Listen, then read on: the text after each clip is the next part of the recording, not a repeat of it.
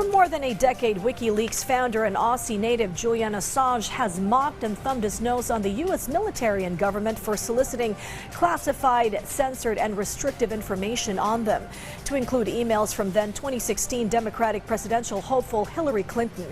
Over the last 5 years, he has been sitting in a UK prison awaiting his extradition and day in court in the United States, which Assange has expressed great worry and trepidation over.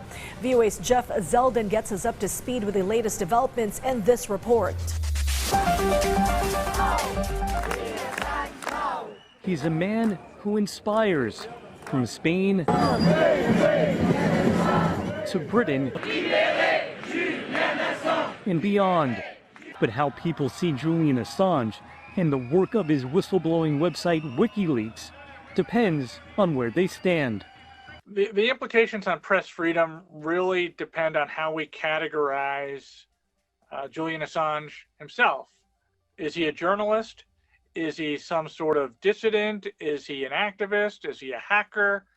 Press freedom advocates say it's not that simple. It does not matter if you think Julian Assange is a journalist. What matters is that he is charged, and the prosecution essentially alleges that he was engaged in regular news gathering activities. And if news gathering is on trial, he says the stakes become clear. If he is found guilty and the prosecution is held up, it means that all that stuff that journalists do all the time will become criminalized. Bushmaster 7, Roger. This is Bushmaster 7, Roger, engage. 1-8, clear. Come on. But the repeated release of classified information and encrypted U.S. video, like this from Iraq, has drawn fire from top U.S. intelligence officials who gave Assange and WikiLeaks a clear label in 2017. It's time to call out WikiLeaks for what it really is: a non-state hostile intelligence service often abetted by state actors like Russia. Former intelligence officials add there are stark contrasts between journalism and the behavior in which Assange engaged. He was not the passive recipient of whistleblower information. He was not meeting somebody in a dark corner of a bar somewhere, asking them questions and getting answers, or being maybe handed over some documents. He was actually working with these individuals to train them and teach them, and provided them with tools that they could then use to break into systems and then collect information in large volumes.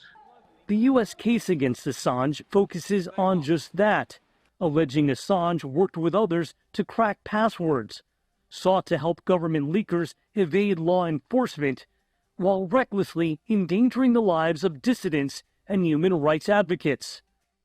Still, for some, the case against Assange is anything but clear. Certain elements of what WikiLeaks and Julian Assange has done really do fit the mold for a journalistic function.